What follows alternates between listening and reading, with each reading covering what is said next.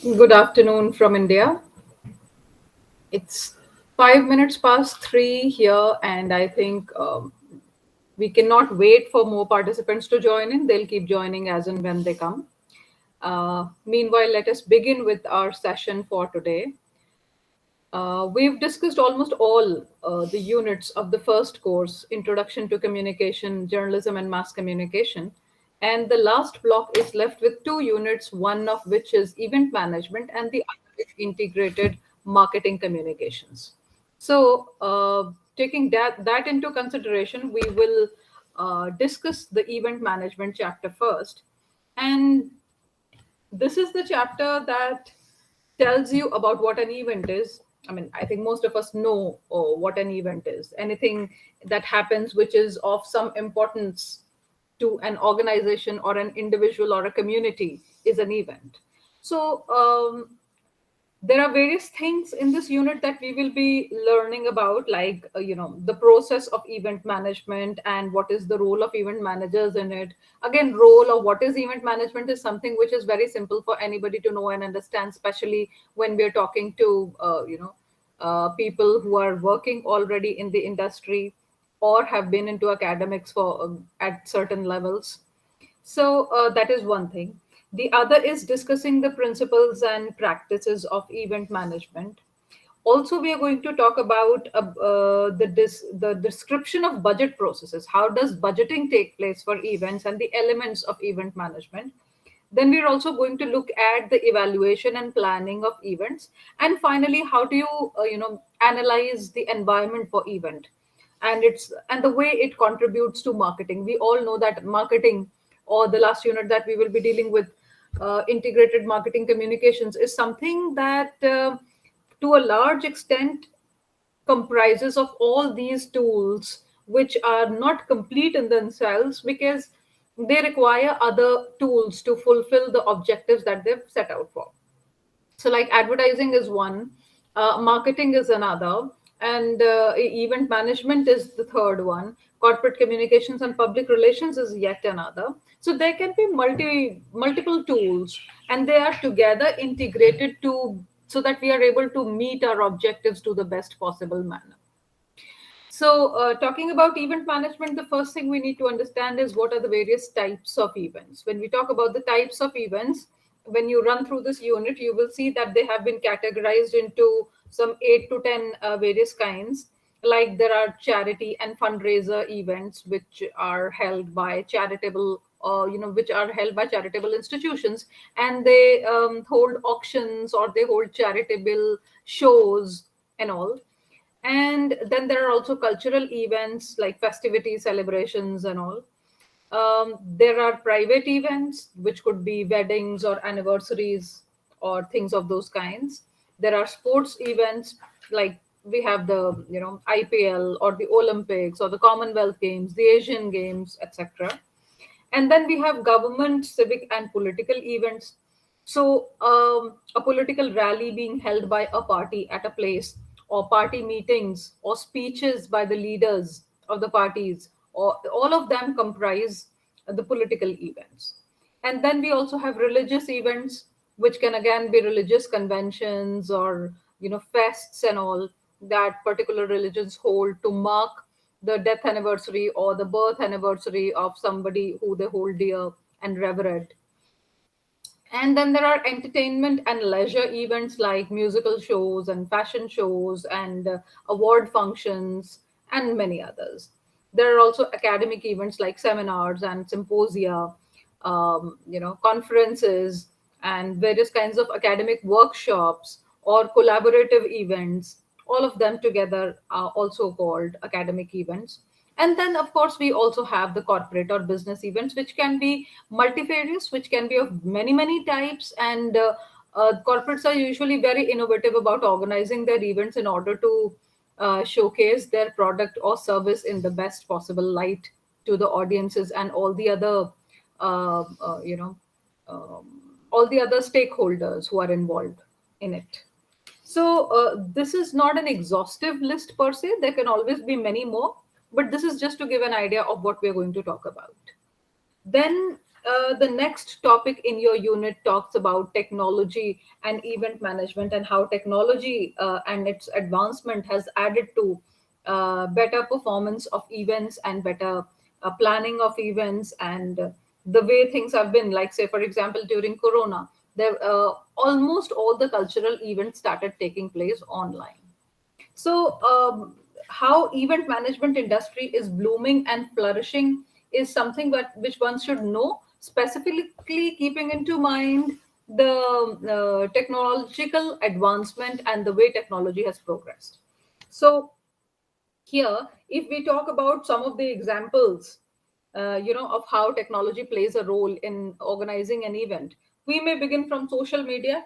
We all know how social media events take place, and event management people or companies and corporates make their own special Facebook pages in which they can depict whatever latest activities they've done for their organizations, and then they can write blogs or tweet. We have Twitter, and then there can be various event announcements, and they can reach out to a large target audiences in this fashion. So, not their entire customer base is on all the platforms of social media, or not, they're not just on traditional media. So it helps them capture various target audiences, various segments of target audiences through various platforms. And then we have live meetings, which could mean webinar, the kind we are having right now. So a webinar or a live meeting is a good way of interacting with your audiences, with the target audiences, and trying to tell them or trying to convince them about your product or your idea, or why you're going to hold the event, or how it what should people look forward to at the end of the event.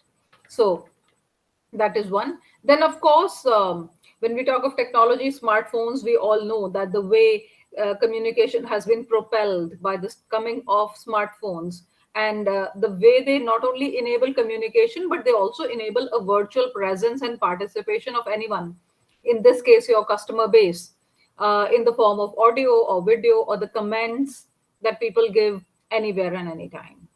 And then, of course, we have websites and online registration apps. In times to come, there would be no websites at all. There would only be apps, because they are easy to download, because they are not very heavy, and they can come into any kind of digital device, be it a small phone, or be it an iPad, or whatever it is.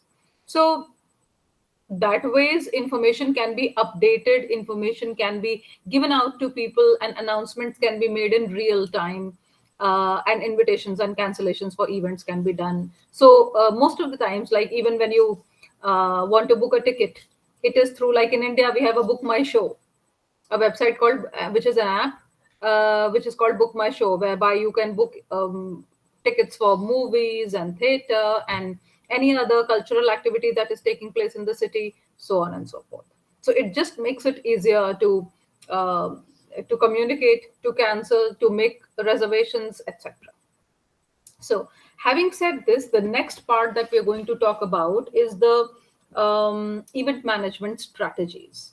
So, in order to understand what are the various strategies, and there can be numerous event strategies. The more innovative you get, the better you know your target audience, the more of such strategies you can devise as an event manager.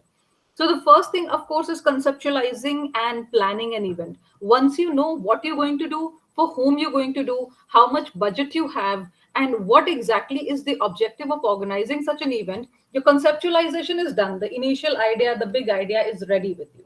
So once that's done, what one should focus on is the elements of the planning process. So what are the various things that we require when we are planning an event?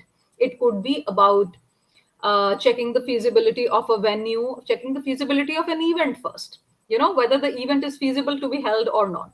And then the situation analysis. Suppose a contagious disease has broken out somewhere, and you're trying to hold an event and inviting the community members there, it could only be a disaster.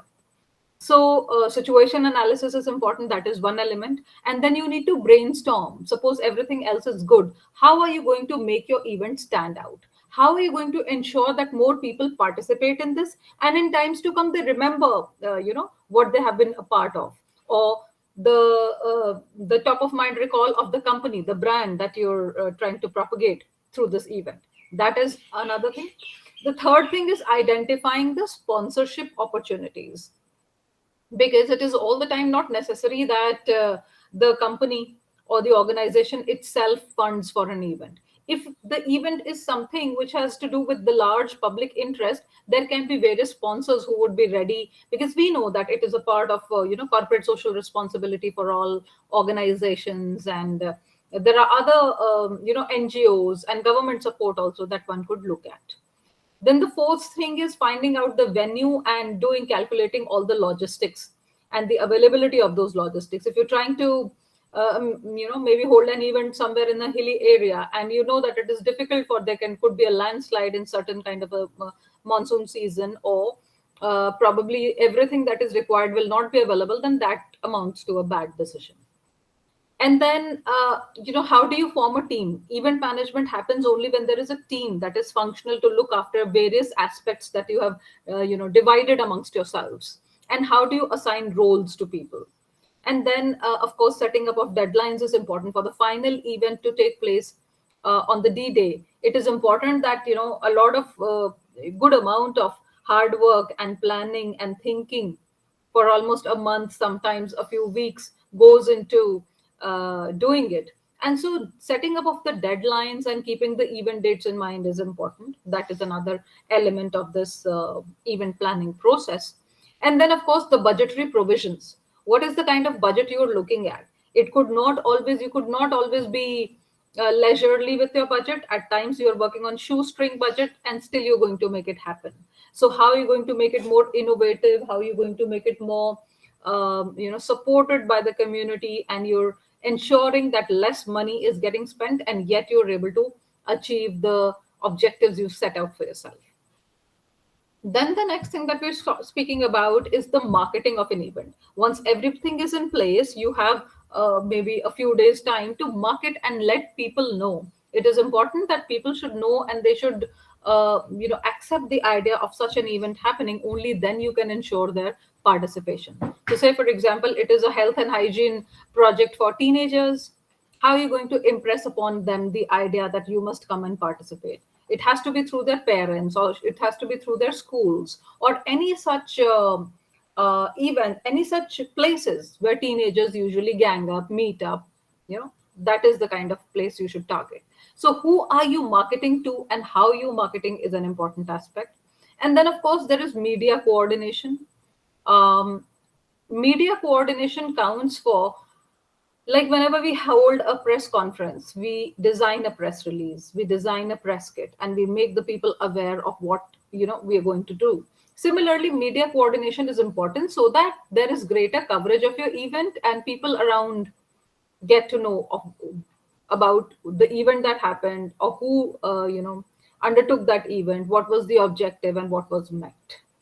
And the final important element is the execution of the event on the D-day, how well it is managed, how everything is worked in place, and the deadlines and of the time schedules are getting met or not. And of course, after the event, there is a post-event evaluation and feedback, whereby you look at whether there has been an optimum utilization of resources. What sort of crisis did you come across, or what is it that was missing in a well organized event? There can still always be a scope for improvement. So that is what you're looking at, and these are the various elements of the planning process of any event. So this is it. Well, after that, your unit talks about how an event is staged. Now, this is something that I do not need to really explain in detail, and it is explaining all the other aspects of this as well. So, say, for example, when we talk about logistics management has more to deal with people management, it has more to deal with transportation or product management, accommodation, infrastructure and communication, and of course, solid waste management. So, of all these elements of logistic management, you have to consider what kind of aspects of this is important, because all the events cannot have a uniform logistic management list, right? So, if it is an online event, it will be specifically different from an offline event. So thereby you have to look at what is required in your event and what sort of an event it is. Then of course there is crowd and risk management, which is again an important aspect. So whenever you're when we talk about risk management, we loosely define it as the identification and analysis, the assessment, control and avoidance, minimization or elimination of unacceptable risks. That is what we know as risk management. So whenever there is an unprecedented, untoward, and let us say negative situation which needs immediate management and control so as to ensure that there is maximum damage control as much as possible, that is what we understand by risk management. So now these risks can be of various types. It could be if you have an event and something catches fire within the event. It could be that people choked to the death. So any sort of emergency one must be prepared for. So it is also one small task, but a very important task should be that how do you plan an exit for people in case of an emergency? Where do people get out from?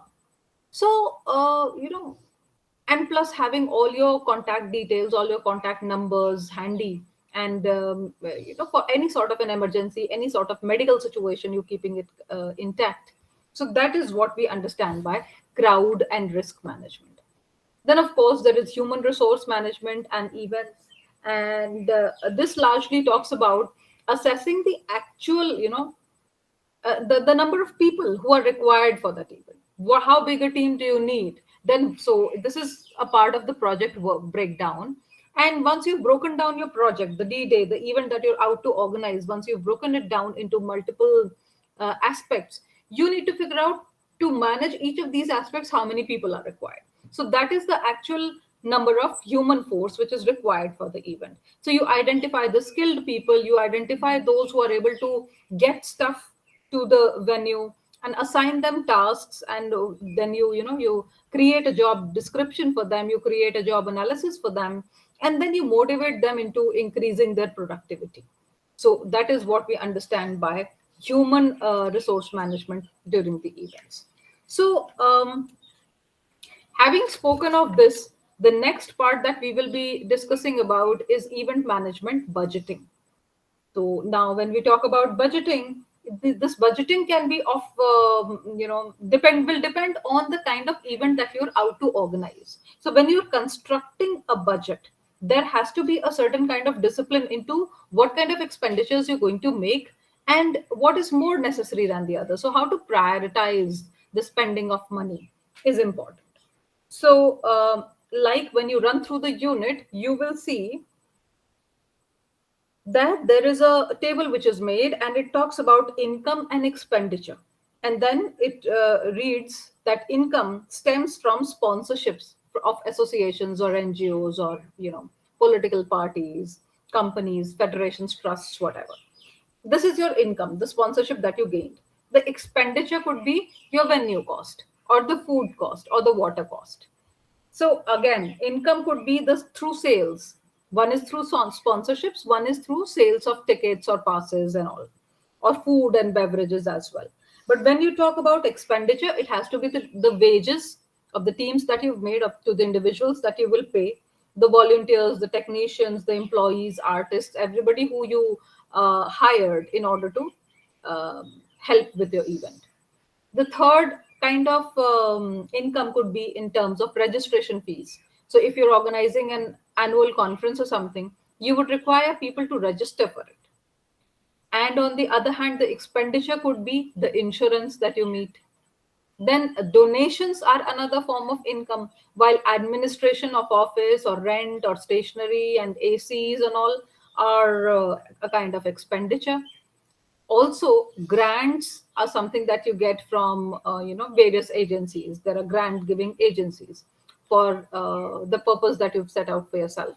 So for this, the expenditure would be food and travel and accommodation and all. Then there can be rent from different stalls that come to you as an income. Once you organize, say, for example, a food fair, for the various stalls that you put it there, though there is certain amount of rent which is coming, and this rent is the income.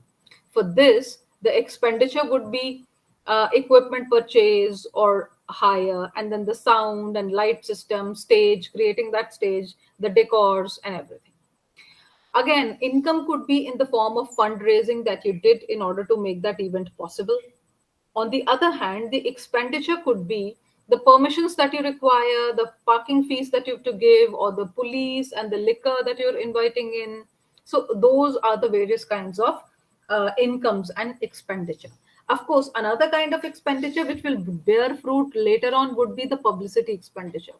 Because until and unless people know about it and they're talking about it, it is no point that you do so much of work and make an event happen. So publicity is really important, though it comes under expenditure, but it does, bring you better business, more business, and greater visibility. So this is the budgeting aspect of it. And of course, okay, Abu Bakr says that you did not grasp the difference between income and expenditure. Sure. Income is, sorry, income amounts to all those sources of money that bring you any sort of money. It could be in the form of registration of participants. It could be in the form of sponsorships that you got for the event. It could be in the form of individual contributions, because, say, for example, there's an event which is going to take place for the blind and the deaf. So, out of concern, the community members give out some individual contributions that also become your income. Okay, so the only difference between income and expenditure is all those ways through which money is flowing in is your income. And all those various reasons for which you have to pay people, or you have to rent a place, or you have to, do various services, provide various services, all that amounts to expenditure. Now, this can include the office, the group of people who are working with you, the rent that you have to give. All of it together is the expenditure. The insurance premium that you're going to pay, right? And the police protection that you might have to require, or you might have to, ensure that there is some police around, because a lot of people would come in and there can be a law and order situation. Who knows? So all those things for which you're going to spend money accounts for expenditure. The point I'm trying to make is, okay, the point I'm trying to make is that you have to understand what sort of an event requires what kind of an expenditure, and what kind of income can be generated out of it. So when we're talking about an academic conference, I will give you a distinction between an online and offline one. So in an online conference, because most of the things are virtual, all you have to pay for is maybe a Zoom link or a Google Meet link, and then you have to start talking. You also have breakout rooms, so there can be parallel sessions running and everything. The resource material that you're providing can be completely online, can be virtual. So you are creating PDFs and sharing it in your Google Drive, or posting it over to them through emails and stuff like that. As compared to this, when you are organizing an offline event in the form of an academic conference, you know that right from the registration desk to who will man the registration desk to collecting registration fees, and from there making travel and accommodation issues, settling them down for the participants, and ensuring that your chief guests and everybody, whoever is coming in the various sessions, is comfortable and hasn't is not going to face any problem, and then providing for lunches and breakfasts and dinners and all, and then all those aspects till your event is actually over and the participants have left the venue, it becomes your responsibility. So when you compare these two kinds of events, you see that despite the fact that both of them are only annual conferences or maybe academic conferences, yet the kind of expenditure and the kind of income that you will incur for both will be very, very different. So the idea is, it is all very commonsensical, but the idea is you should know what are the aspects you must account for. So the greater the vision that you have about an event that is going to take place, the better it gets for you, because you're able to again visualize what kind of income and expenditure will come your way.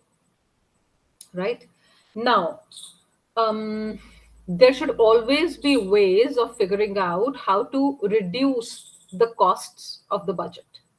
So, like I was just talking about an event that you're going to make for the blind. So you obviously know that there can be more number of volunteers from the community itself where you're creating such an event who would like to come. So if in case you can have more volunteers, you will not have to pay the staff. And also, when these people are volunteering, if you know about their skill set in advance, you would know how you can make appropriate use of these volunteers. Then you also need to understand the exact requirements of equipment before you really hire.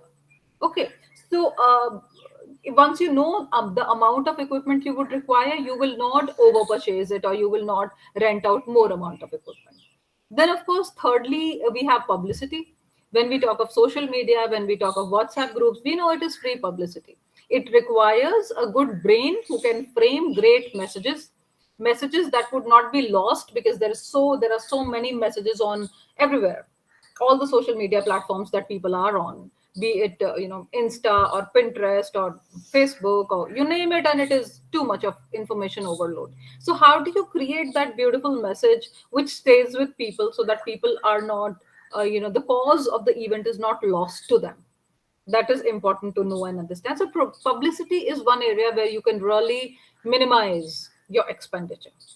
And then having program partners. So say for example, like I said, and even for the blind, you could have the Ministry of Health collaborate with you on a smaller level, as in there are state level offices of the Ministry of Health. How do you approach them? How do you get grants from them? Or if it is a research related event, you could probably have a research organization fund for you. And all right, in exchange for the funding that they provide, what they will ask you is their banners should also be placed, or on all the publicity material related to that event, their logos and their names should also come. So I think, which is usually most of the times whenever we're seeking any kind of funding or sponsorship, that is never an issue. So those are the ways of reducing your cost. And then, of course, an important aspect to calculate is the return on investment. There is certain kind of investment that you've made, which is, like I said, the income. And what is the which is the expenditure. So what is it that is left, at the end of it, is the return on investment. So you have spent, say for example, $10. How much are you getting? How much? Sorry, you have, yeah, input $10. How much has gotten spent, and what is left with you needs to be known. So, in order to increase your revenue, what can you do? You can maybe provide merchandising facilities at the venue, and hold auctions for things. And then another way, usually, that people come across is getting some industry support, so that you can also offer some franchising opportunities. And then suppose you're holding an event and there is a greater demand for tickets, and ticket prices can be increased. Those are the various ways how people create a return on the investment that they've made.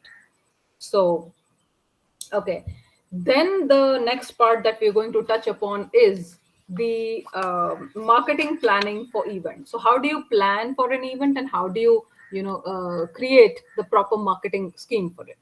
The first and the most important aspect is setting up the communication objectives. What is it that you exactly want to communicate? Do you want to communicate that we are holding a free eye checkup camp, or is it that we are giving out something which is going to help, maybe a set of braille is what you're going to give to people who are blind? Or what is it that you actually wanting to accomplish? Should be very, very clear, because the clearer it is, the more concerted your efforts are towards meeting of those objectives.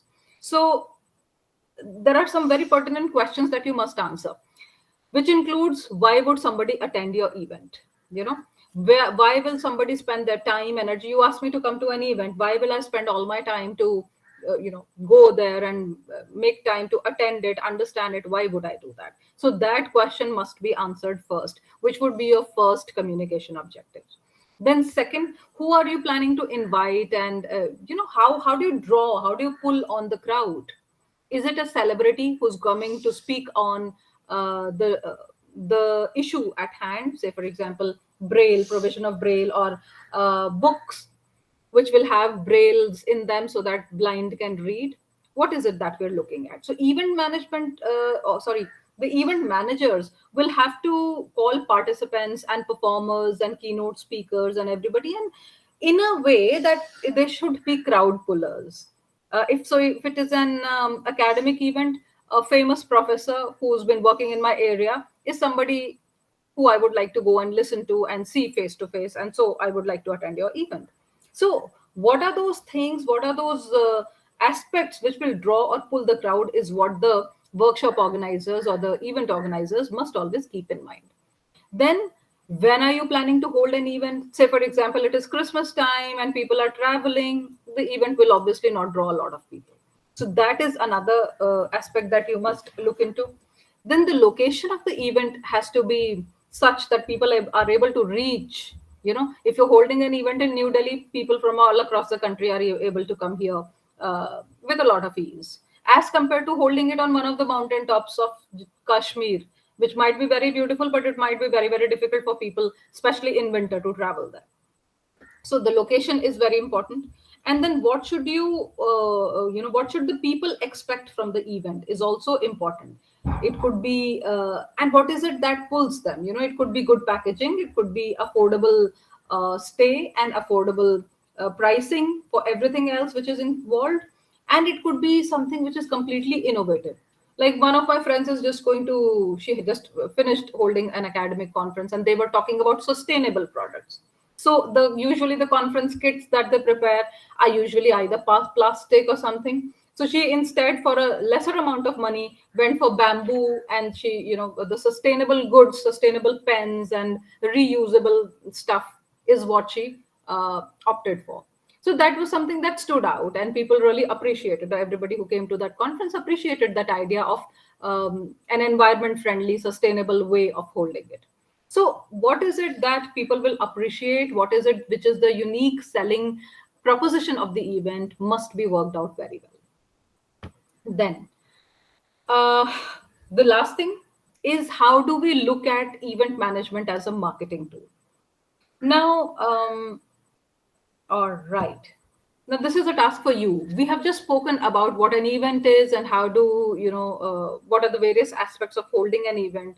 Now, say, for example, you are an oil company. What sort of an event will you hold? And why do you think that sort of an event will become a tool of marketing for your company? You are an oil company. I'll just maybe write it down so it is clearer to you. You have 5 minutes to think and respond.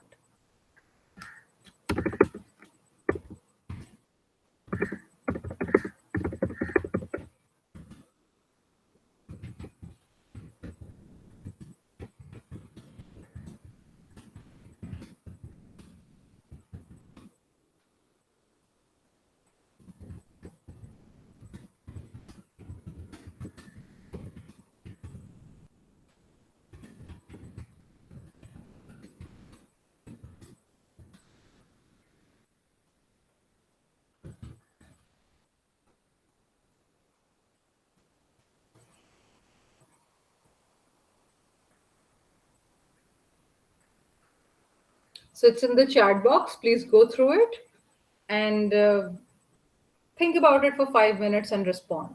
The more innovative it is, the better. It should just appeal commonsensically. I'm not asking you to research right now. I'm not asking you to get into the thick and thins of it, but conceptualize an event so that we may just check on your understanding of why and how an event is created, conceptualized, whatever.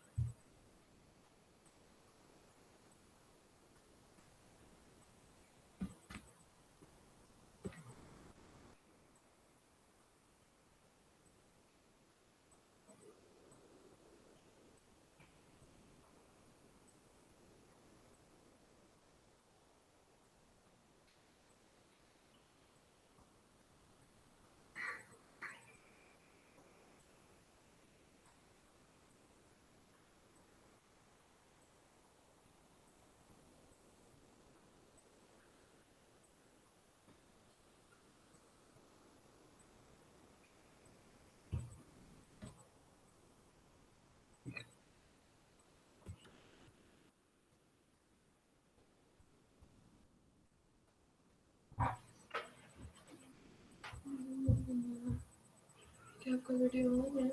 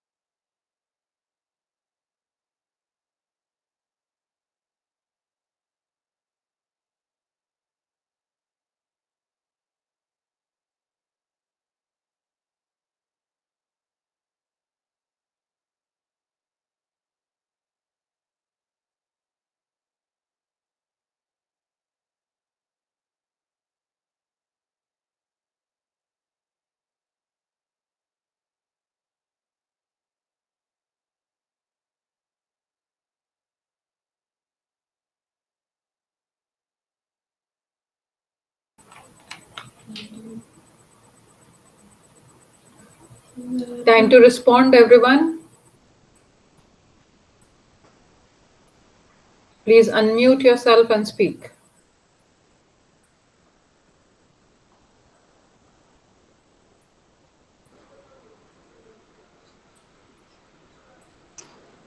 Hello. Yes, Abu Bakr, I can hear you. Yeah. Well, the concept that I actually come up with is an energy innovation conference. Let's say symposium, which will bring together industry experts, uh, thought leaders, innovators, to discuss future of sustainable energy solutions. And the event can feature keynote speakers, panel discussions, and interactive exhibits showcasing cutting edge technologies and advancement in the industry. Well, what are the marketing benefits? The marketing benefits can be one, it can position my oil company as a forward thinking industry leader by spearheading conversations around sustainable energy. Number two, it can facilitate networking among key players in the energy sector, whereby fostering collaborations and partnership that could lead to mutually beneficial ventures in the future. And there is brand visibility, which will increase my brand. People will get to know about it and all. And then there will be, media coverage. People, I will actually have this advantage of, bringing myself as an oil company that is ready for the job, and then thereby marketing myself positively. Thank you. Okay, thank you. So, Rose says that I could hold an event to bring in more beneficiaries. Putting up this event can be a marketing strategy for my company because I'm making the company none by putting up the event. But what exactly is the event, Rose? That's what we want to know.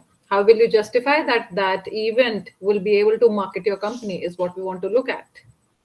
So please specify your event. And then there is Obuvalek, who is saying that the event overview says that Energy Expo powering the future. Is it the same? Everybody's finding it similar. The primary objective of the event is to showcase the innovative technologies, sustainable practices, future oriented solutions of our company. Through interactive exhibits, expert panels, and networking opportunities, we aim to position our company as a leader in the energy sector and emphasize our commitment to sustainable development. I doubt because an event cannot be the only way how you can position your company as a leader in a certain sector. When you have to be the leader, it is the output which is very well voiced in the annual report of the company, which says how much share of the oil market do you have in the country or on a continental level or on a global level. That is what makes you the market leader. Holding an event will not make you the market leader. One. Two, I would like to still know what is this event that you're going to hold. The objective is all right, and then you say an energy expo. So what you have to give some brief layout of what sort of an energy expo it will be. Okay. It will be a full day event held at a prominent convention center in the city. Will bring together industry experts, government representatives. You both copied from the same place or what? Abu Bakar's response was quite similar to what you're saying. To the energy sector, highlight our company's role in shaping the future. Okay. Meet and greet. Christiana, can you, you know, unmute yourself and speak?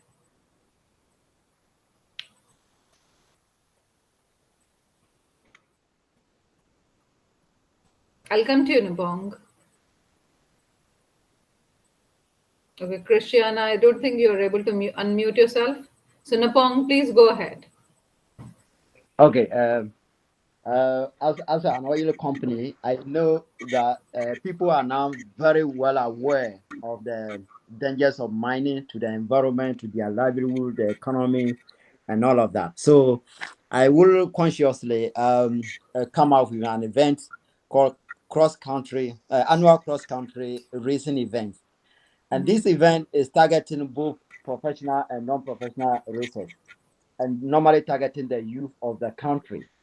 And so during this event, I will do professional racers, and I will bring experts in, I mean, those in the, I mean, motivational speakers, for example, to deliver speech to motivate the young people.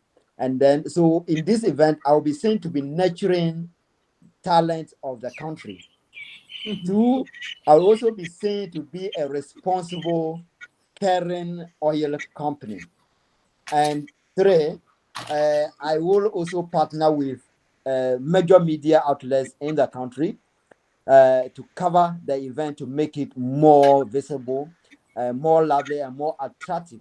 So it become an annual consistent event that other companies might like to come to partner so that we can broadly market ourselves within and outside the country.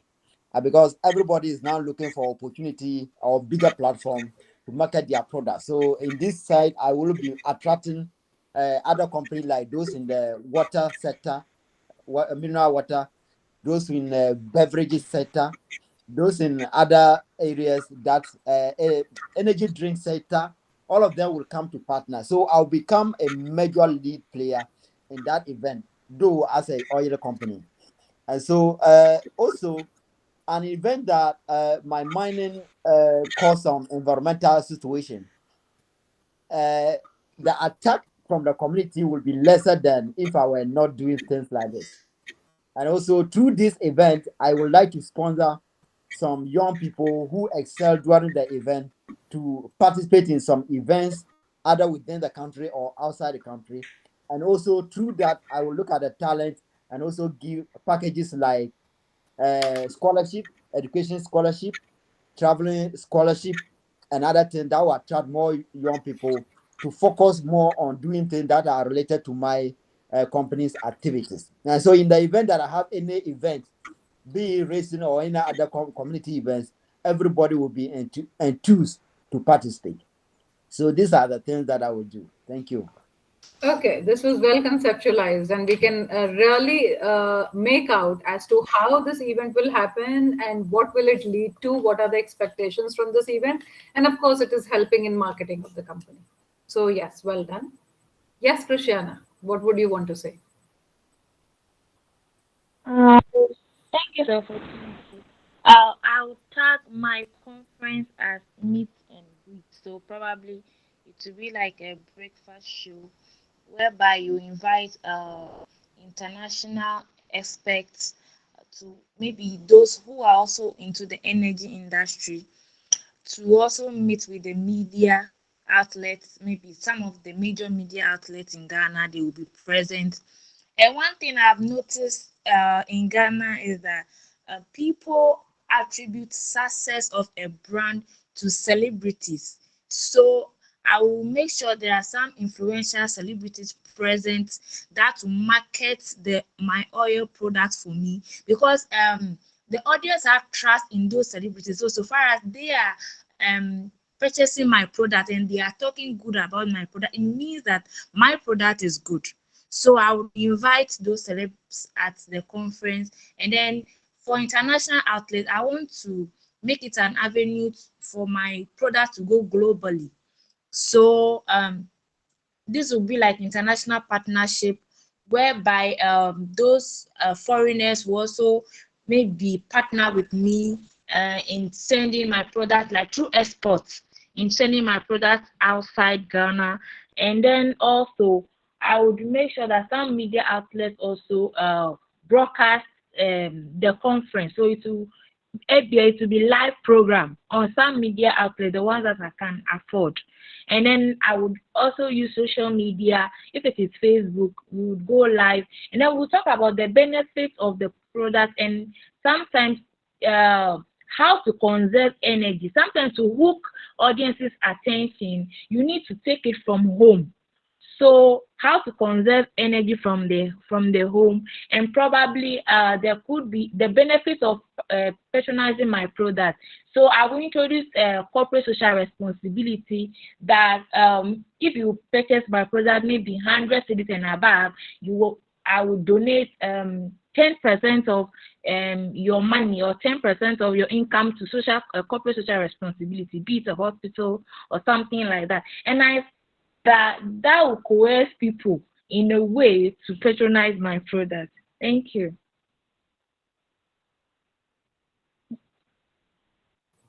Thank you, Christiana. And you were just talking about contributing 10% of your profit to corporate social responsibility. What is the exact amount that people should in Ghana? Like here, all the profit making concerns are supposed to give 2% of their profits to corporate social responsibility. What about the Ghana rule on this? But I don't really understand the question. Ghana Um, rule on Yeah. Is corporate there a social. policy? Is there a national policy for your country to give away some amount of money out of your profit as CSR, corporate social responsibility? No, no, no. By my knowledge, it is not compulsory. But then, as an organization or as an industry, I don't think it's compulsory. But then it's part of your responsibility if you want to do it. But then it's Okay, not compulsory. Yes. right. Get that. Yes, Nipon, what would you like to say? So let me just add to what my sister said. In actual fact, our mining rules uh, came out with all the social responsibility thing, and also including the profit margin for the state. And so, what companies do is that instead of them, they rather use this how do you call it, social responsibility. It's supposed to be 10%, but it looks like they are giving out only 5% and using 5% to do projects like building schools, sponsoring children education, and all of that. So Okay, they don't give directly to the government in terms of social responsibility or right. declaring to the public what they are supposed to do. But all that you see that they are doing it.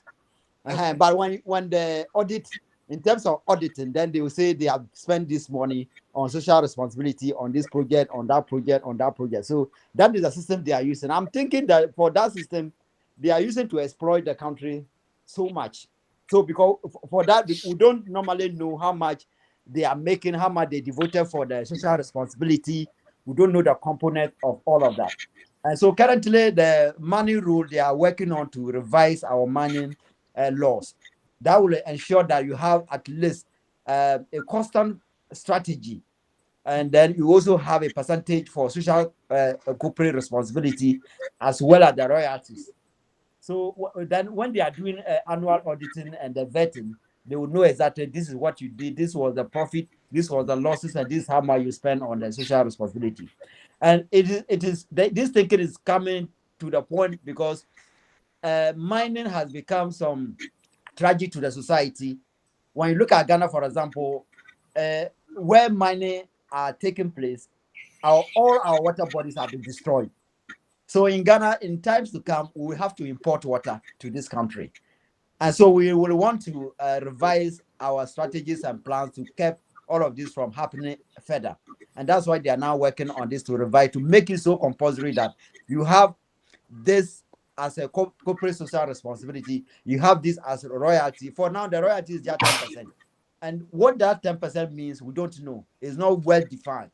And so they decide this is our 10%. And this is what we use for social responsibility. The rest of the money, they repatriate it to their country.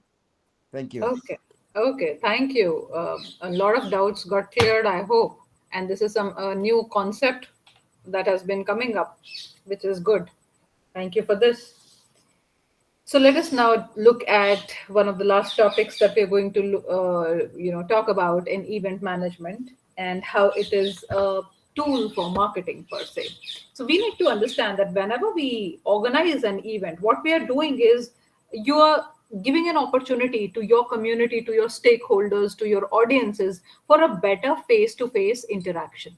Okay, all of them are your external publics. So this can be, in a way, a face of your company. This event being held by your company is allowing them to come closer to the company that they have either invested in, or they've seen them around, or has been a part of their social environment. So that is one. So obviously, when you're getting a face-to-face opportunity, you're getting to spend more time with your target audience, understanding their needs, their wants, and what satisfies them, what gratifies their needs better as compared to what you're doing right now, and how you can optimize your efforts depending upon what is the need of the audiences. Thirdly, it is a controlled activity, so this becomes slightly cheaper than the mainstream media. However, difficult or say complicated, because it is full of so many things. Organizing an event has so many aspects to it. Still, it is less costly as compared to an ad on television, or an ad on in the newspaper, or a radio spot, or something like that. So any day, it is more cost effective when we talk about uh, uh, events, and it is only upon how innovative can you get, so as to make it a better marketing tool than what you already have. Then it is very effective in case of niche marketing. When we talk about niche marketing, we're only talking about a certain segment of the people, a certain population. So say for example, all the elderly people in metropolitan cities of India. So you're talking about a certain bracket only. Now we know that there'll be certain needs that this section of the population will have, like medical needs, like whether they're socially secure or not. Since they're elderly, they may not be having an active work life, so they are not a part of the job force. So what is it that they're doing? What are their needs? Which is the kind of need that you can precisely meet? So like an example can be that during the COVID times, while everybody was in lockdowns, food delivery companies made a lot of money. Why? Because that was something that people were really hooked on, that people would really, because if you could not go out to buy your grocery, probably what you could do is order in. So those were some companies who really made good money with that. So that is one thing. And then the outcome as compared to traditional media is much better. When you just see an ad on the TV of an automobile or a power company or anything like that, it slips, because you are more besotted to the kind of communication that you were looking at. It could be news, it could be some entertainment, it could be anything.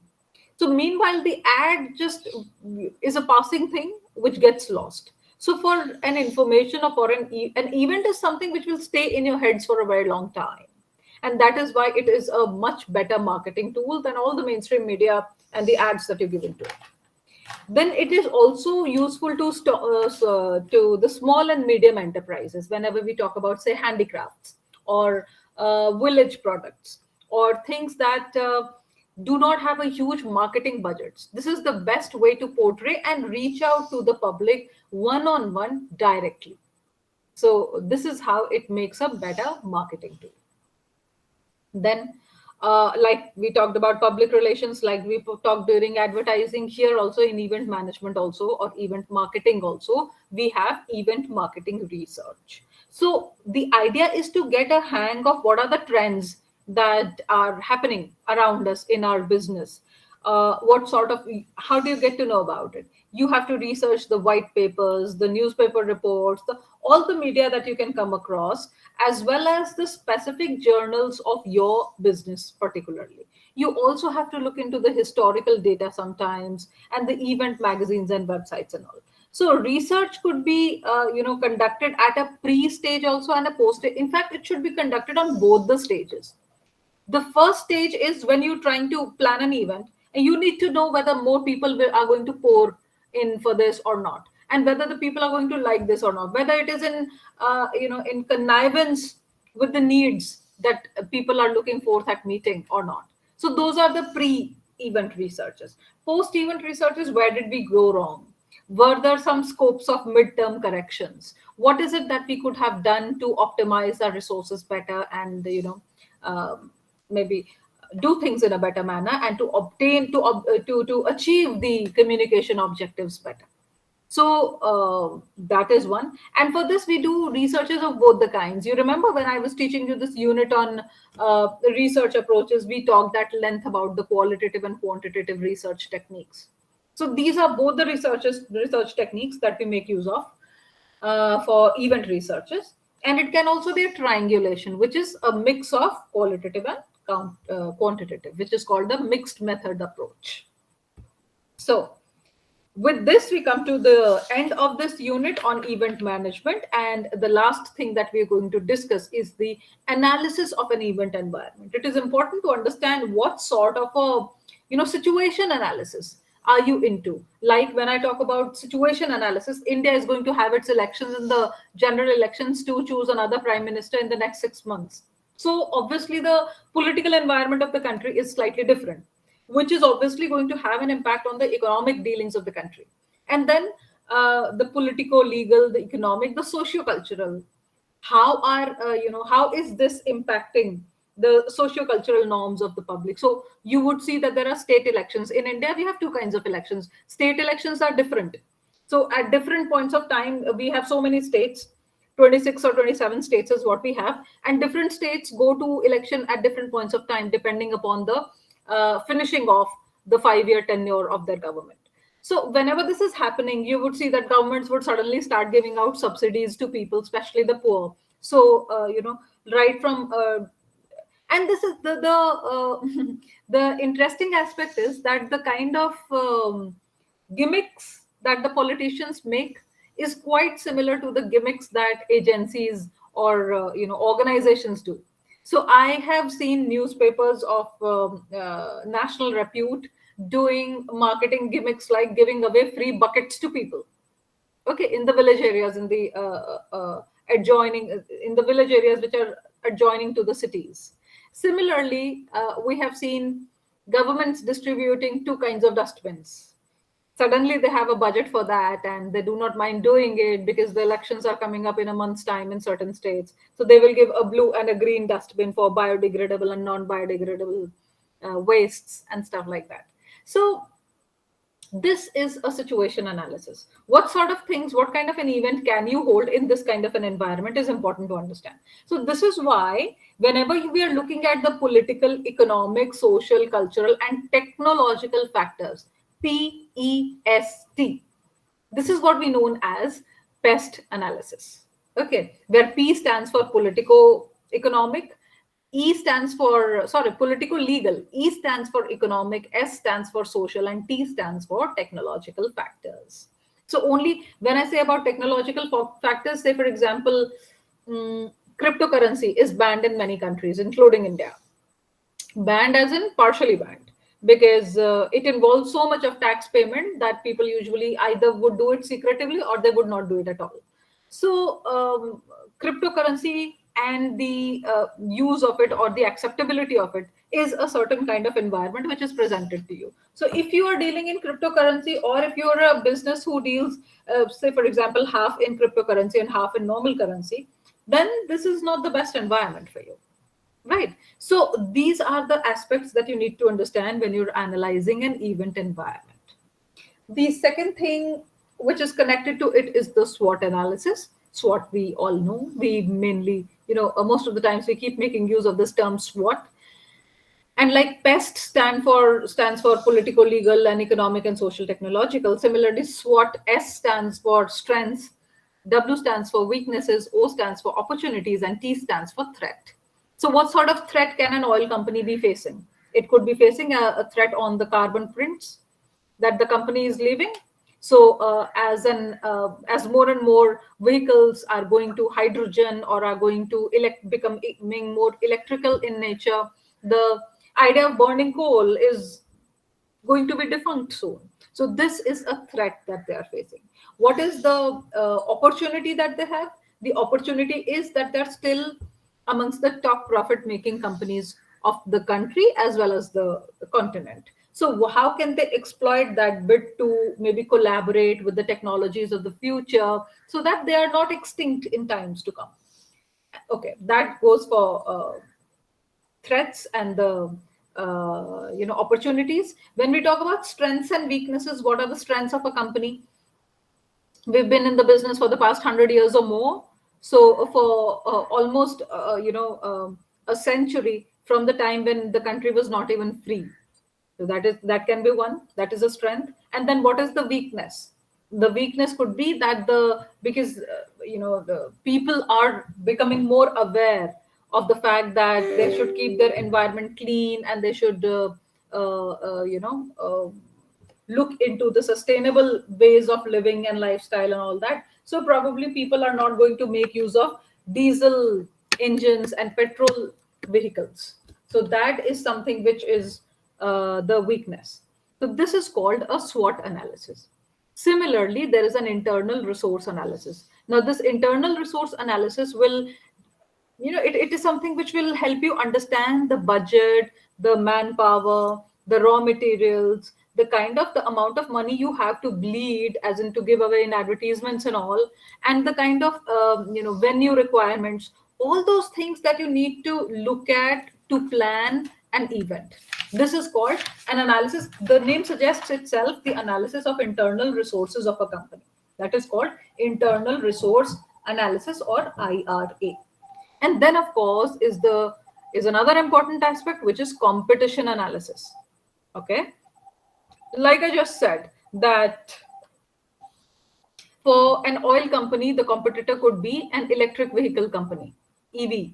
All the EVs are competition for oil companies, or oil run automobiles. Let it not be oil company, let it rather be oil run automobiles. Similarly, for television, it is the OTT platforms which are the competition. So you have to perform an analysis of the competition and to look at their strengths and weaknesses in order to work on your own plan, marketing plan, as well as the product plan, and see to it that you can one up the competition. So sustainable event management, everything, when we look at advertising, when we look at public relations, when we look at event management, everybody these days is talking about environment, is concerned with the environment, and is wanting sustainable environment management. Okay, so similarly, event management also has to be more and more sustainable. Now, when we talk about sustainable event management, that it has certain uh, it has certain benefits or certain advantages for the company. Like it will, when you're consuming optimally, it helps you save on your resources. If there are more number of events which are being organized in a green manner, you will be seen as an environment friendly concern or a company that cares for the environment, and accordingly you're also going to, a lot of people these days, in fact the youngsters, do not go for the cheapest stuff or the more inexpensive stuff. They are very aware environmentally, and they go for more environment friendly stuff. So that is one benefit of sustainable event management. Then of course there is a greater goodwill that comes with being a green company, and there will also be you will be an influencing factor. You will become an influencer when people talk about, when people can quote your company as an example of an environment friendly event manager. So uh, that is it about this, and I hope you have understood this well. In 5 minutes we will begin with the last unit of this uh, course, which will be integrated marketing communications. Right, let us take a 5 minute break, and I'll be joining back soon.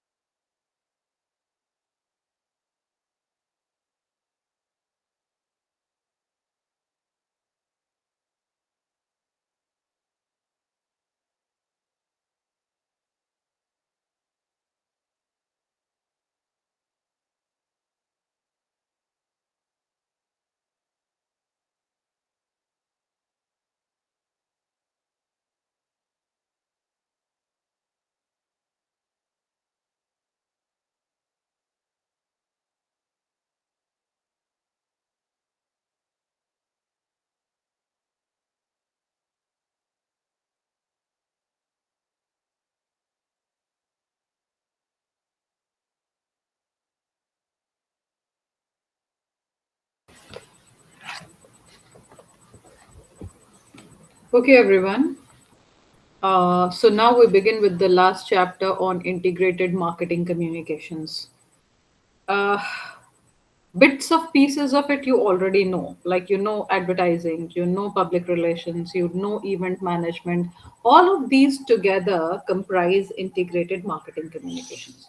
What we need to know now is maybe one or two facts, like, say, for example, when we say marketing, what is marketing? It is a customer focused activity, and then it also involves the study or and of the management study and management of exchange relationships, right? Similar to communication. When we say communication, it is basically the exchange of experiences between two or more participants. And marketing being more customer focused, this the communication here is also kept very, very focused. Okay, so this is in short to tell you what marketing communications mean. So now we need to look at the marketing mix. Like when I have been going on telling you that all advertising and public relations, all of it comprises, they are the various tools of marketing. So what sort of a mix are you going to look at? Are you going to design when you're doing a certain activity, a marketing activity? So, say for example, there is a new product launch. What sort of tools would you like to make use of? Would it be advertising, or would it be an event? Would it be public relations? What would it be? Stop this. Right.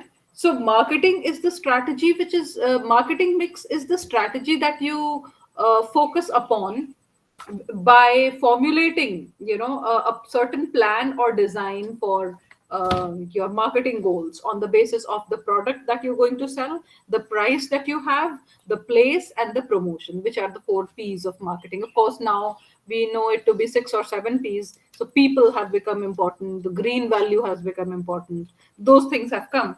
But when we talk about the basics, okay, things become different when we talk about services, because then that is when these three additional P's get added to it. Like the four P's I spoke about is the product. What is the product that you're trying to sell?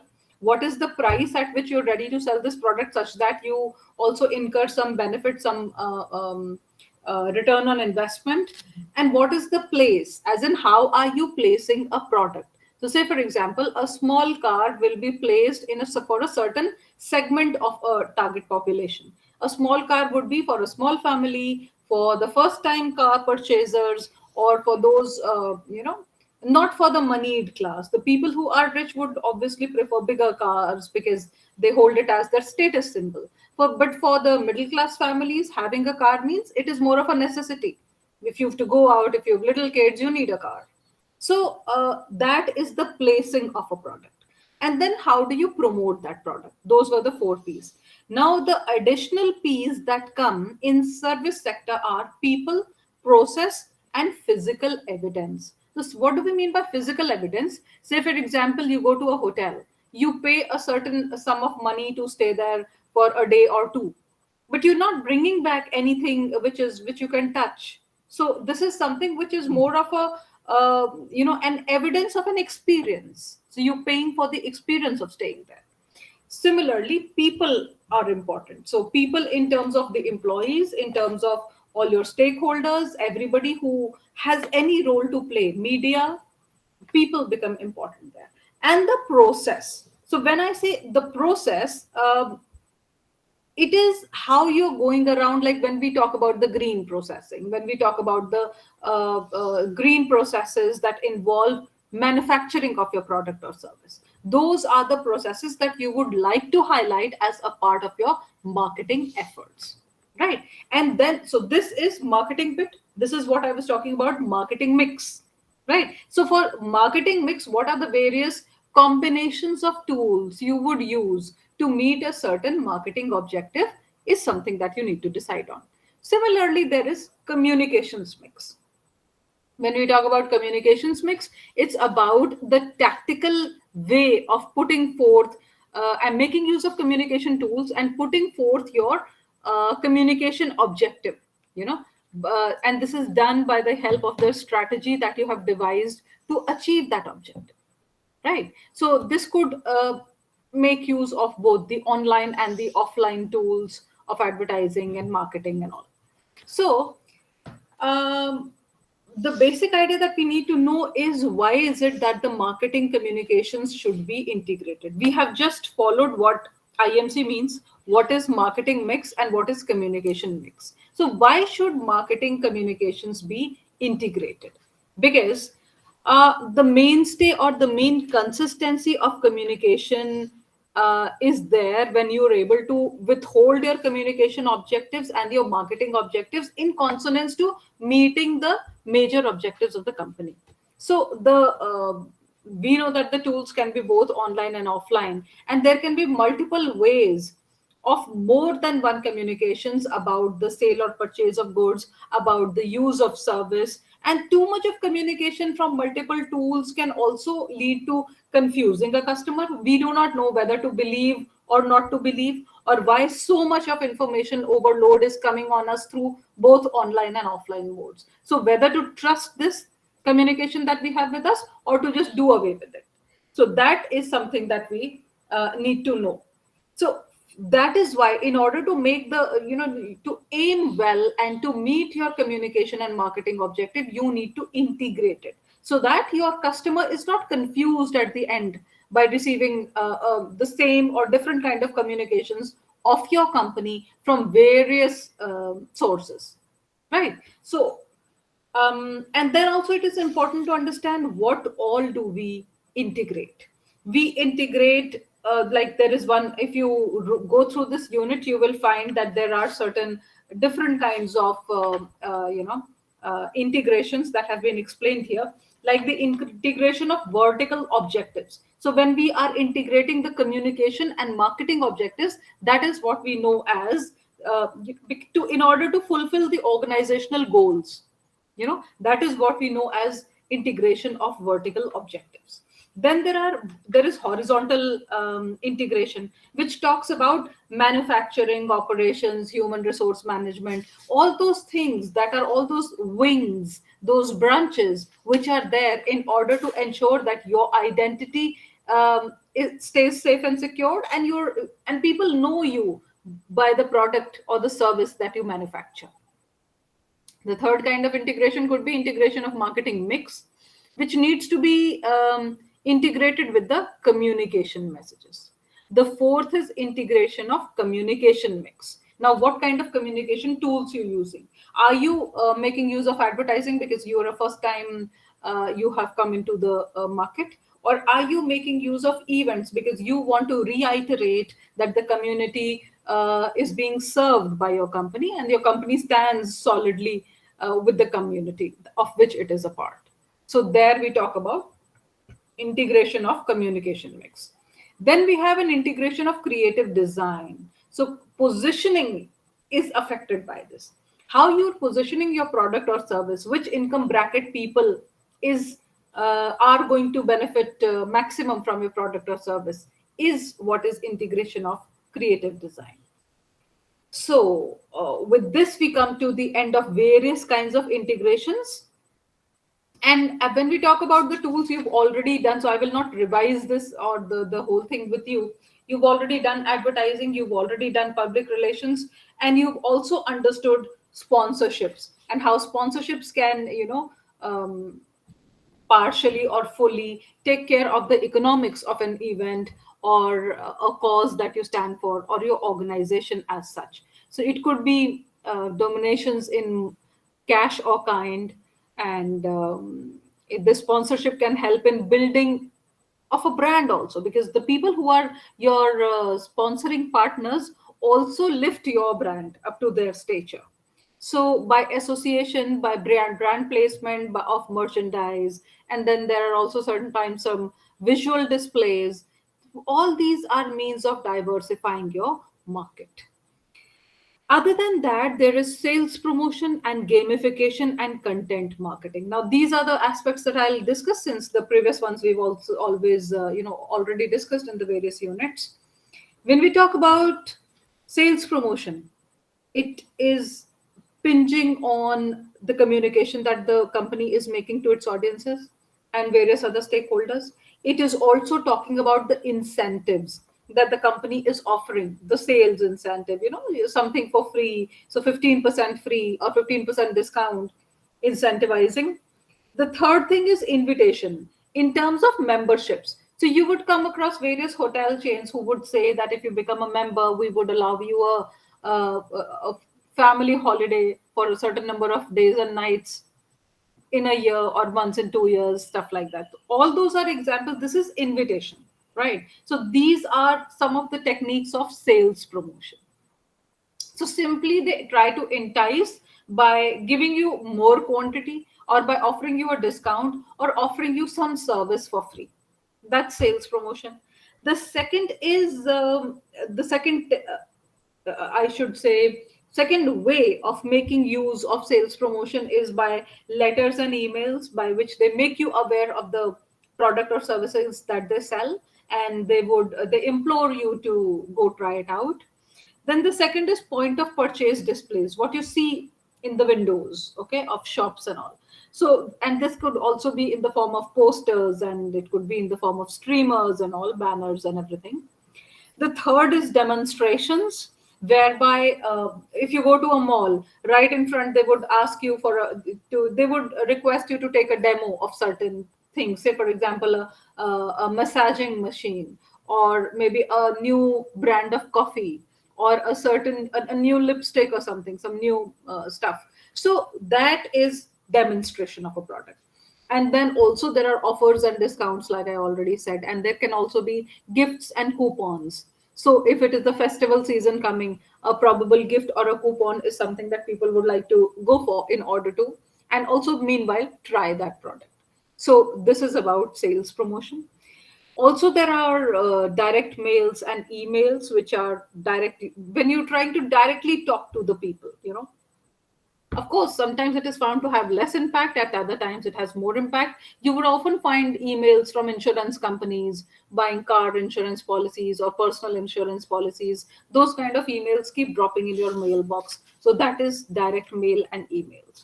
So that is one way of talking to your customer, or would be customer, potential customer, directly. Then there are events and exhibitions and conferences, is something we've already spoken about in the previous unit on event management. And then there is merchandising and point of sale. Now, merchandising will be all those activities that boost and promote the sale of goods or services that this company is offering, or services at a retail. Now, this can be various activities, which could include determination of packaging and display. It could involve creating display designs and developing communication strategies to promote discounts. Okay. Now, product merchandising is also there, retail merchandising is also there, visual merchandising is also there. So it could be in terms of e-commerce, what we see on Amazon is all visual merchandising.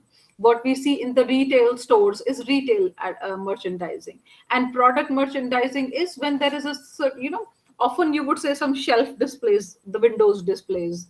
Those are product merchandising. So that is one thing.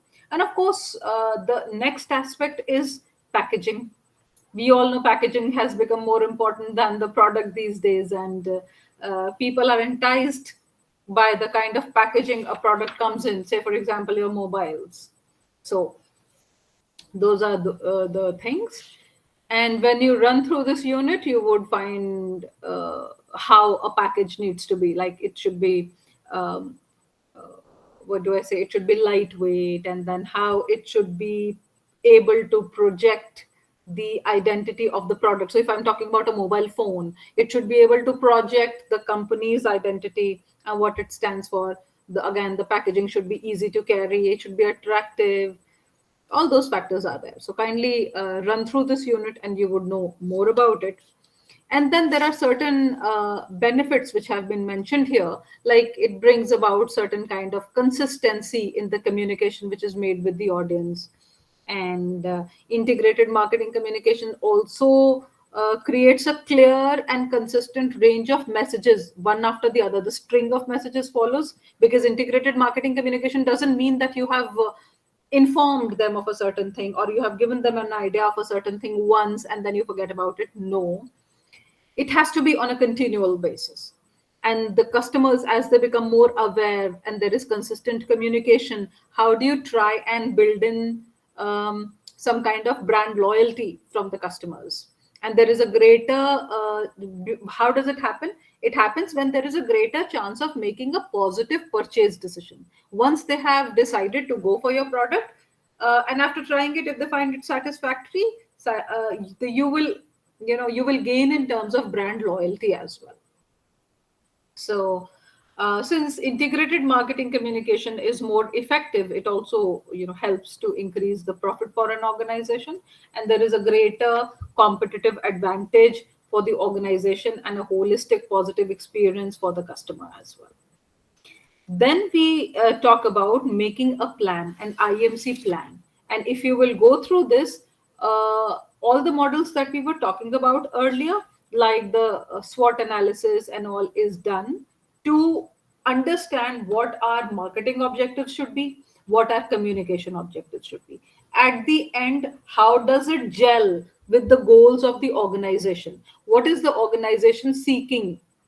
Is it seeking that we become one amongst the community? Is it seeking that we get better brand loyalty? Is it seeking that we build a better business volume? What is it exactly that it is seeking? So, one last thing which is there in this unit talks about the effect of social media revolution on IMC. So we know how every company these days has a Facebook page or has an Insta handle, has a Twitter handle. So marketing has become more automated. When we say automated marketing, we are talking about those marketing strategies that have become more automated, and they have become more, let's say, tailored, to provide the information which is more relevant and which is more personalized in nature to the target audience. Okay. Then, of course, we talk about customer relationship management through, in fact, it is social CRM, social customer relationship management. The social media has made it easier for you to interact with your audience. Like in one of my previous classes, I was giving you the example that when there are some famous series on Netflix, web series on Netflix, people usually go back asking, clamoring for more, asking for when is the next season coming up. And that is when these people will interact and they will put forth a meme, or they will say, we'll see you soon again with another season. So what are you doing? You are doing some relationship management with your client by use of social media. Okay, so one has to be smart enough, but one has to be more techno savvy to be able to reap on the benefits of social CRM. And then, of course, big data is another thing. We talk about a lot of data being exchanged with the marketers, sometimes without our permission, and which gives them a fair idea of what is the need or want that this particular customer is seeking to meet, and how does he do it, right? This analysis of this data is what we call data analytics. It helps them get a vivid idea of what our purchasing power is, what sort of a, am I looking for a small car or a sedan or a, maybe an SUV? What is it that I'm looking for? It is able to give this kind of an idea, and is able to answer certain queries specifically, which is specific to these businesses. Right. So these are the effects of social media on integrated marketing communications. Now, if you have a question on this, you may please ask. We have a good 10 to 15 minutes. And if there is something that you would want me to explain again, or if there is a question you have, you may please ask.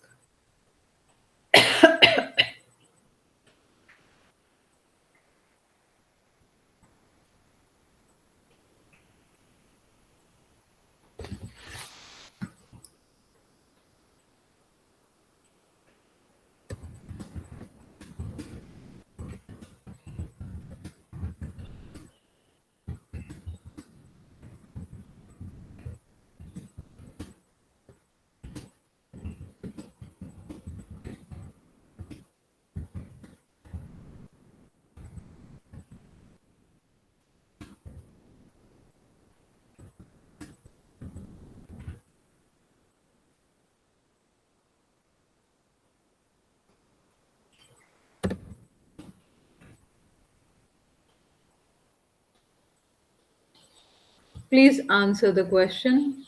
If there is a new school coming up in your locality, how would you make use of IMC integrated marketing communications to promote it in your local community? So now, while we were discussing these two units, we have made it amply clear of what are the various tools we may have at hand. You can make use of any. And the idea is just, I'm not asking for an IMC plan. All I'm asking is what are those various tools that you think you should make use of because you want to promote this new school which is coming up in your locality.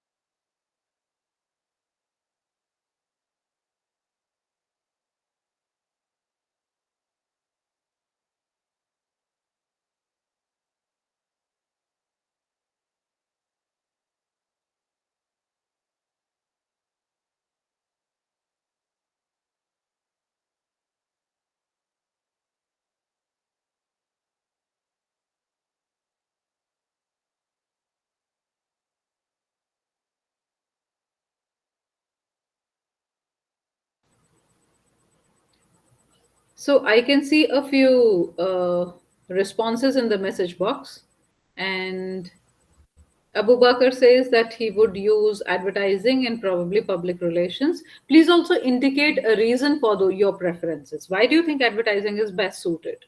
Or why do you think public relations is best suited? Oliva Leke says, I think advertising and programs, debate, gaming, and sport, etc., could be used. Yes, well thought of, but why these?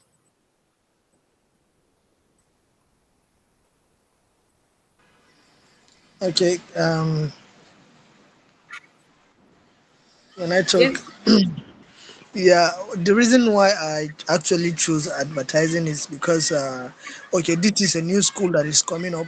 It needs awareness. People need to know, and it can be done through media, conventional media that we actually have, like the radio, the television, to now create that awareness that a particular school is coming up, and this are the advantages of the like the school is going to have, that is an additional advantages that the school have, uh, more than the ones that the existing schools we already have in that particular community. And while using public relations, is to get to stakeholders and other audiences or still stakeholders that can be reached beyond the advertising. Let's say the government, that let's say the leaders in that particular community, or the influential influencers, let's say influencers, people that can actually talk, lead elders in that particular community, so that we communicate the advantages of that school to them, and why the school is really important, and people need to actually enroll in that school. So advertising, you create awareness about the school, and through backdoor you talk with the stakeholders through public relations, as per uh, whatever is the school is coming of is coming with in the community. Okay. Okay. Point taken. Oluwaleke, what sort of programs? Okay, you have specified it in here: debates and gaming and sport and sponsorships. Why do you think this is the best choice alongside advertising? Yes, please. Uh, the first thing I want to say is this: he has spoken about advertising, and using sponsorship programs can actually catch the attentions of students or prospects in in in uh, feeling like enrolling into such school. Nowadays, people want to see actions. People believe in actions. People believe in, most especially students, they believe in outdoor games. When they see all these things, they feel like, I want to join. I want to be a part of this, and it's a source of uh, good event to actually bring them in and sell the idea into their hearts. Okay, that's interesting. And so, but don't you think that all these aims would be met if you're making use of advertising itself? Why do you think debates and gaming and all that's an upcoming school, which means that there would not be any enrollment in the school so far since it's only coming up? Yes, So, how please. do you think debate and gaming, or are you going to organize it for other school kids? No, no, no. Actually, most of the most of the objectives may be met by the advertisement, but I so much believe that everything cannot be met. The reason is this: advertising can make awareness, but when it comes to integrating, making use of debate, games, and the likes, bringing them together, what you are doing is you are carrying them along, and at the same time they feel belong. They are integrated into what you are doing, and so by so doing, even when they go back home, they still want to recall what they have seen. Seeing is believing. Advertising, they may not be able to say much. They can just say, you can, when you make use of pamphlets, newspaper, and the likes. Yes, even they may not even see it, but when you bring something they can see and relate with to their local environment, it becomes something that sticks to their brain, and they begin to think about coming for coming. For the school? Yes, Yes. coming to the school. Thank you, ma'am. Right. Right. Agreed. Okay. And the next response is from Napong.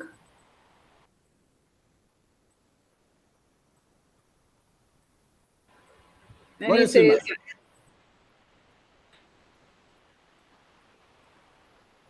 Napong says, I will first identify IMC tools for a community setting, community meetings, announcements on community radio, partial scholarship packages, low fees, and free library access.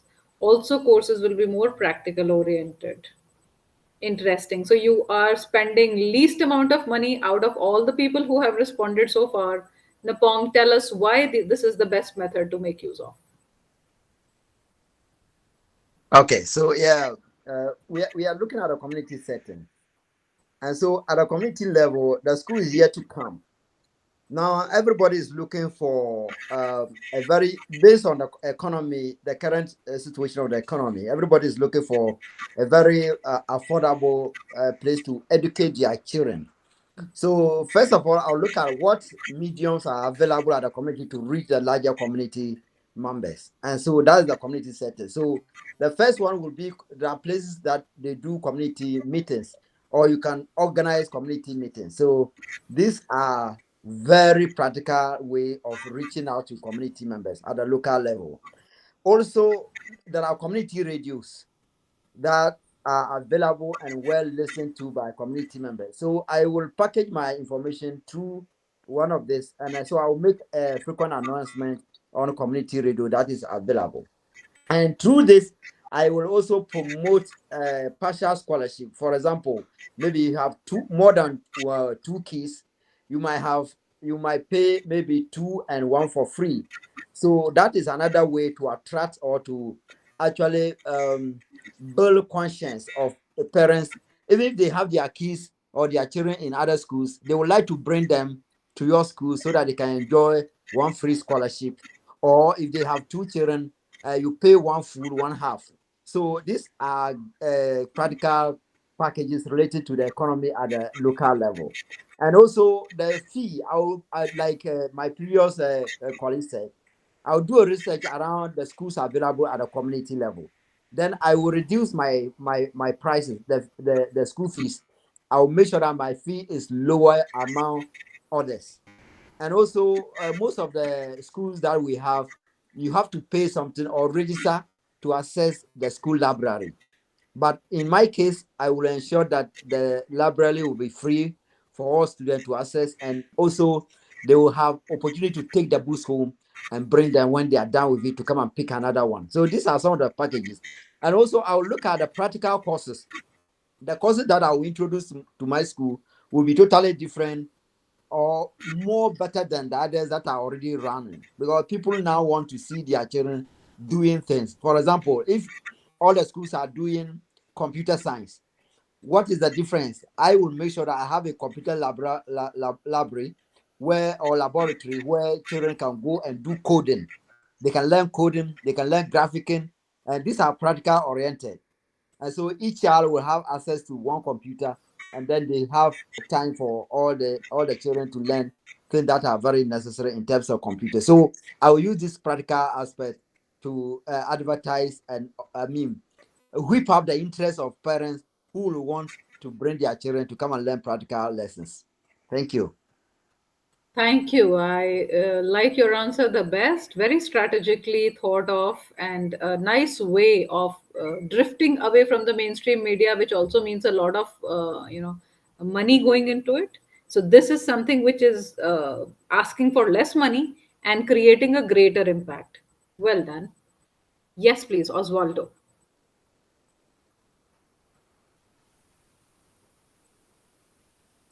You're not audible.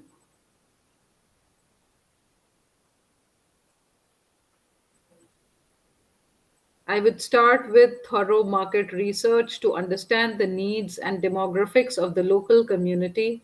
Next would be to develop a cohesive brand identity and online presence using a user friendly website and social media platforms for engagement.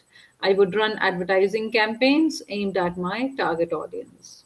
All right, but you could have made it much more strategic, as such that when you're integrating communication tools, one objective should lead to the other.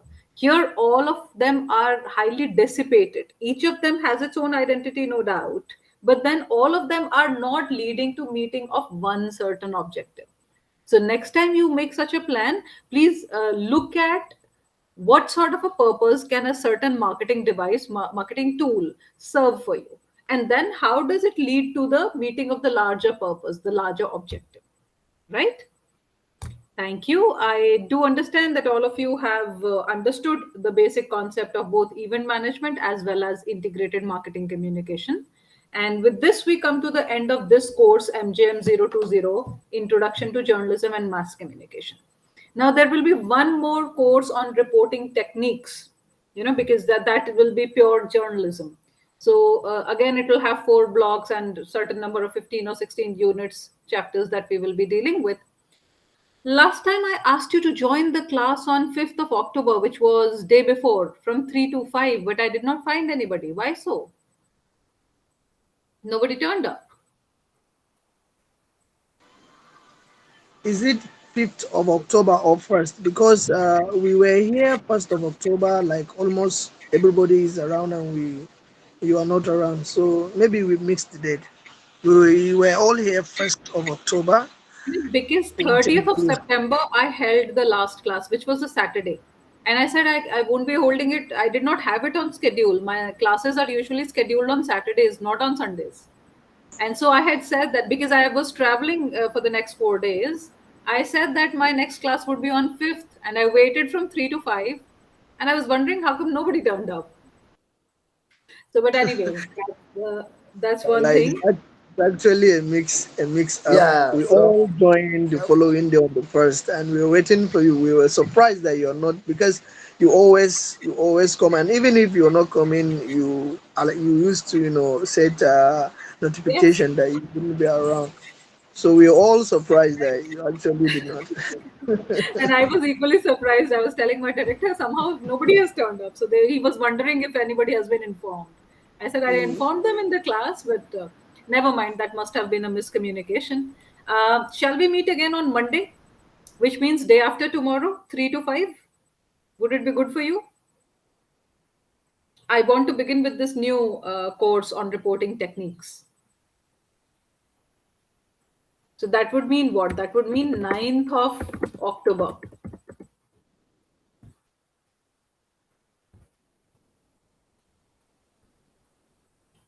3 to 5 p.m. IST.